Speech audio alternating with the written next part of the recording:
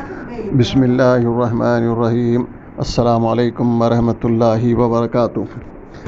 حضرات، بفضل تعالیٰ آج بروز اتوار 13 اگست 2023 کتاب کاروان مدینہ کی چوتھی قسط یعنی پارٹ 4 پیش کرنے کی سعادت حاصل ہو رہی ہے، جس کا عنوان ہے عالم نو۔ آپ سب حضرات سے یہ خادم گزارش کرتا ہے اس ٹاپک کو دھیان سے اپنی مصروفیت سے تھوڑا سا وقت فارغ کر کے ضرور سنیں۔ ملک کے موجودہ حالات کے پیش نظر اس ناکارہ نے طے کیا کہ ہمارے سامعین کے سامنے مرشدی سید ابوالحسن حسنی ندوی رحمۃ اللہ علیہ کی تقریر کے ایک چھوٹے سے حصے کو پیش کروں تاکہ اس مشکل حالات میں ہم اپنے آپ کو بے سہارا اور اکیلا نہ سمجھیں، بلکہ ہم اپنے اللہ اور اللہ کے رسول پہ بھروسے زندگی گزارنے کے عادی ہو جائیں اور ہم طے کر لیں کہ اللہ کے بھروسے پہ ہم کو زندگی گزارنا ہے۔ یہ الفاظ میں پیش کر رہا ہوں۔ یہ وہ ملت ہے جو ڈوبتے ہوئے سفینے یعنی کشتی کو ساحل تک پہنچا سکتی ہے اور کسی گرتے ہوئے معاشرے کو زمین میں بالکل دھنس رہا اور دلدل میں پھنس رہا ہے اور خودکشی و خود سوزی پر آمادہ ہے بچا سکتی ہے، اس لیے کہ اس کے پاس وہ کتاب الہی ہے، اس کے پاس وہ اسوہ نبی صلی اللہ علیہ وسلم ہے، اس کے پاس وہ ایمان موجود ہے جو اس کو خالص دولت پرست، طاقت پرست، اقتدار پرست اور مادہ پرست بننے سے روکتا ہے۔ یہ وہ تنہا ملت ہے جس کو اس زندگی کے بعد دوسری زندگی کا یقین ہے، یعنی اس مشکلات کے بعد ہماری آنکھ بند ہونے کے بعد ہم امید اللہ سے کرتے ہیں کہ اللہ تعالیٰ ہم کو جو ہے اس کا اجر و ثواب دے گا اور اس دنیا سے بڑی جنت دے گا۔ ہم سب کو اللہ جنت نصیب فرمائے، ہم سے اللہ راضی ہو جائے۔ وآخر دعوانا الحمدللہ رب العالمین۔ خاکسار مصلح الدین Ahmad Hyderabadi, managing trustee Syed Abul Hasan Ali Nadwi publication trust Hyderabad. الحمدللہ رب العالمین والصلاة والسلام علی سید الانبیاء والمرسلین، اما بعد۔ حضرات، میں قاضی محمد عبدالصمد گٹکیسری آج کاروان مدینہ کا دوسرا سبق، دوسرا مضمون عالم نو یعنی نئی دنیا، یہ دوسرا مضمون جو ربیع الاول کے پروگرام میں لکھنؤ ریڈیو اسٹیشن سے نشر ہوا۔ یوں تو اس دنیا کی عمر بہت بتلائی جاتی ہے، مگر یہ دنیا کئی بار سو سو کر جاگی ہے اور مر مر کر زندہ ہوئی ہے۔ آخری بار جب یہ موت کی نیند سے بیدار ہوئی اور اس نے عقل و ہوش کی آنکھیں کھولیں، وہ دن تھا جب مکے کے سردار عبد المطلب کے گھر پوتا پیدا ہوا۔ حضرت عبد المطلب ہمارے اور آپ کے آقا حضرت محمد مصطفیٰ صلی اللہ علیہ وسلم کے دادا جان ہیں۔ حضور صلی اللہ علیہ وسلم عبد المطلب کو اپنی جان سے زیادہ عزیز تھے، ہر وقت آپ صلی اللہ علیہ وسلم کا خیال رکھتے، آپ پر آنچ آنے نہ دیتے۔ وہ پیدا ہوا تو یتیم تھا۔ حضور صلی اللہ علیہ وسلم کے والد محترم حضرت عبداللہ ہیں۔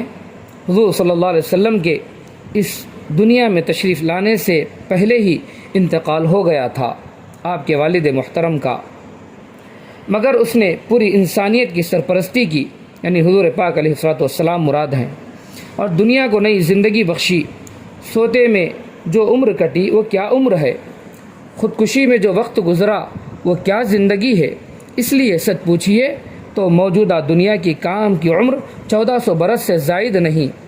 چھٹی صدی مسیحی میں انسانیت کی گاڑی ایک ڈھلوان راستے پر پڑ گئی تھی۔ اندھیرا پھیلتا جا رہا تھا، راستے کا نشیب بڑھتا جا رہا تھا اور رفتار تیز ہوتی جا رہی تھی۔ اس گاڑی پر انسانیت کا پورا قافلہ اور آدم کا سارا کنبہ یعنی خاندان سوار تھا۔ ہزاروں برس، ہزاروں سال کی تہذیبیں اور لاکھوں انسانوں کی محنتیں تھیں۔ گاڑی کے سوار میٹھی نیند سو رہے تھے یا زیادہ اور اچھی جگہ حاصل کرنے کے لیے آپس میں دست و گریباں یعنی لڑ رہے تھے۔ کچھ تنگ مزاج تھے جو جب ساتھیوں سے روڑتے تو ایک طرف سے دوسری طرف منہ پھیر کر بیٹھ جاتے۔ کچھ ایسے تھے جو اپنے جیسے لوگوں پر حکم چلاتے۔ کچھ کھانے پکانے میں مشغول تھے، کچھ گانے بجانے میں مصروف، مگر کوئی یہ نہ دیکھتا کہ گاڑی کس غار کی طرف جا رہی ہے اور اب وہ کتنا قریب رہ گیا ہے۔ انسانیت کا جسم تر و تازہ تھا، مگر دل نڈھال، دماغ تھکا ہوا، ضمیر بے حس و مردہ، نبضیں ڈوب رہی تھیں اور آنکھیں پتھرانے والی تھیں۔ ایمان و یقین کی دولت سے عرصہ ہوا یہ انسانیت محروم ہو چکی تھی۔ پورے ملک میں ڈھونڈنے سے ایک صاحب یقین یعنی یقین رکھنے والا نہ ملتا۔ توہمات کا ساری دنیا پر قبضہ تھا۔ انسانیت نے اپنے کو خود ذلیل کیا تھا۔ انسان نے اپنے غلاموں اور چاکروں کے سامنے سر جھکایا تھا۔ ایک خدا کے سوا سب کے سامنے اس کا جھکنا منظور تھا۔ حرام اس کے منہ کو لگ گیا تھا، شراب اس کی گھٹی میں گویا پڑی تھی، شراب اس کی گھٹی میں گویا پڑی تھی، جوا اس کی دن رات کی دل لگی تھی۔ کسی نے کیا خوب کہا، بادشاہ دوسروں کے خون پر پلتے تھے اور بستیاں اجاڑ کر بستے تھے، ان کے کتے موج کرتے اور انسان دانے دانے کو ترستے۔ زندگی کا معیار اتنا بلند ہو گیا تھا کہ جینا دوبھر تھا، یعنی زندگی گزارنا مشکل ہو گیا تھا۔ جو اس معیار پر پورا نہ اترے وہ جانور سمجھا جاتا تھا۔ نئے ٹیکسوں سے کسان اور دستکاروں کی کمر جھکی اور کمر ٹوٹی جاتی تھی۔ لڑائی اور بات کی بات میں ملکوں کی صفائی اور قوموں کی تباہی ان کے بائیں ہاتھ کا کھیل تھا۔ سب زندگی کی فکروں میں گرفتار اور ظلم و زیادتی سے زار و نزار تھے۔ پورے ملک میں اللہ کا بندہ ایسا نہ ملتا جس کو اپنے پیدا کرنے والے کی رضامندی کی فکر ہو یا راستے کی سچی تلاش ہو۔ غرض یہ نام کی زندگی تھی، مگر حقیقت میں ایک وسیع اور طویل خودکشی، پرولونگ سوسائڈ۔ دنیا کی اصلاح انسانوں کے بس سے باہر تھی۔ پانی سر سے اونچا ہو گیا تھا۔ معاملہ ایک ملک کی آزادی اور ایک قوم کی ترقی کا نہ تھا، معاملہ پوری انسانیت کی موت اور زندگی کا تھا۔ سوال کسی ایک خرابی کا نہ تھا۔ انسانیت کا بدن داغ تھا، دامن تار اصلاح کے لیے، درستگی کے لیے جو لوگ آگے بڑھے وہ یہ کہہ کر پیچھے ہٹ گئے، تیرے دل میں تو بہت کام رفو کا نکلا، تیرے دل میں تو بہت کام رفو کا نکلا۔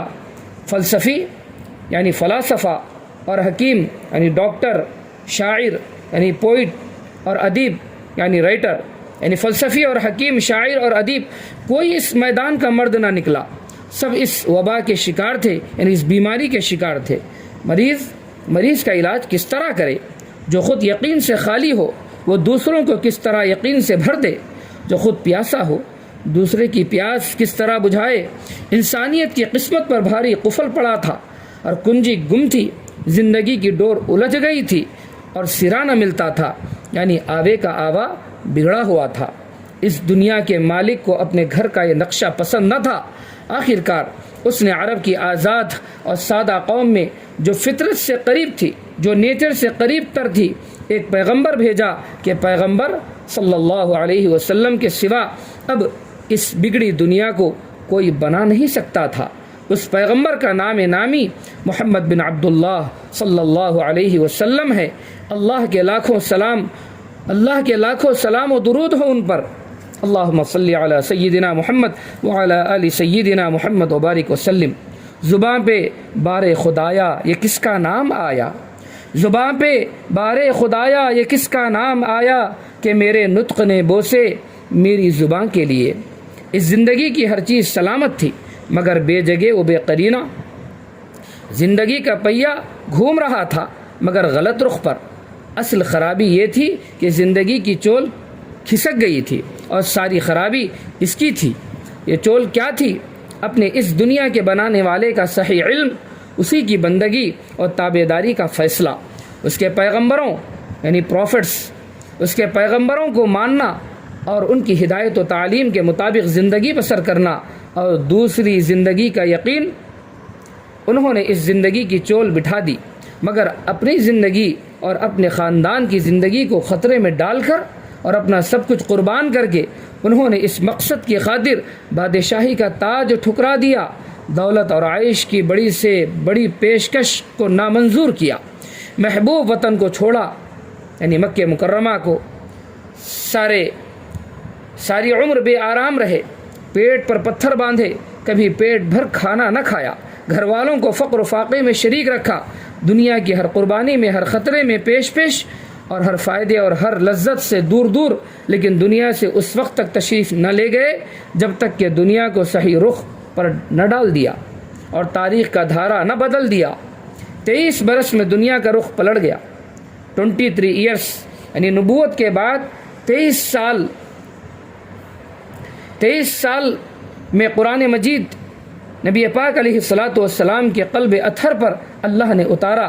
حضرت جبریل علیہ السلام کے توسط سے دنیا کا ضمیر جاگ گیا، نیکی کا رجحان پیدا ہو گیا، اچھے برے کی تمیز ہونے لگی، خدا کی بندگی کا راستہ کھل گیا، انسان کو انسان کے سامنے اور اپنے خادموں کے سامنے جھکنے میں شرم محسوس ہونے لگی، اونچ نیچ دور ہوئی، قومی و نسلی غرور ٹوٹا، عورتوں کو حقوق ملے، مزدوروں و بے بسوں کی ڈھارس بندھی، غرض دیکھتے دیکھتے دنیا بدل گئی۔ جہاں پورے ملک میں ایک خدا سے ڈرنے والا نظر نہ آتا، وہاں لاکھوں کی تعداد میں ایسے انسان پیدا ہو گئے جو اندھیرے اجالے میں خدا سے ڈرنے والے تھے، جو یقین کی دولت سے مالا مال تھے، جو دشمن کے ساتھ انصاف کرتے تھے، جو حق کے معاملے میں اپنی اولاد کی پرواہ نہ کرتے، جو اپنے خلاف گواہی دینے کے لیے تیار رہتے، جو دوسروں کے آرام کی خاطر مصیبت برداشت کرتے، جو کمزور کو طاقتور پر ترجیح دیتے، رات کی عبادت گزار، دن کے شہسوار، دولت، حکومت، طاقت، خواہشات، سب پر حاکم، سب پر غالب، صرف ایک اللہ کے محکوم، صرف ایک اللہ کے غلام، انہوں نے اس دنیا کو علم، یقین، امن، شانتی، تہذیب، روحانیت اور خدا کے ذکر سے بھر دیا۔ زمانے کی رت بدل گئی، انسان کیا بدلا؟ جہاں بدل گیا، زمین و آسمان بدل گئے۔ یہ سارا انقلاب اس پیغمبر صلی اللہ علیہ وسلم کی کوشش اور تعلیم کا نتیجہ ہے۔ آدم علیہ السلام کی اولاد پر آدم علیہ السلام کے کسی فرزند کا اتنا احسان نہیں جیسا محمد رسول اللہ صلی اللہ علیہ وسلم کا دنیا کے انسانوں پر ہے۔ اگر اس دنیا سے وہ سب لے لیا جائے جو محمد رسول اللہ صلی اللہ علیہ وسلم نے اس کو عطا کیا ہے تو انسانی تہذیب ہزاروں برس پیچھے چلی جائے گی اور اس کو اپنی زندگی کی عزیز ترین چیزوں سے محروم ہونا پڑے گا۔ رسول اللہ صلی اللہ علیہ وسلم کی پیدائش کا دن مبارک کیوں نہ ہو؟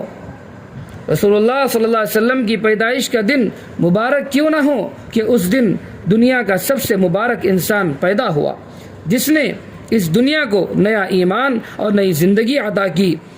بہار اب جو دنیا میں آئی ہوئی ہے وہ سب پود انہی کی لگائی ہوئی ہے۔ حضرات لائک اور شیئر ضرور فرمائیں۔ اگلے ہفتے تک کے لیے احقر کو اجازت مرحمت فرمائیں۔ جزاکم اللہ خیرا و احسن الجزاء۔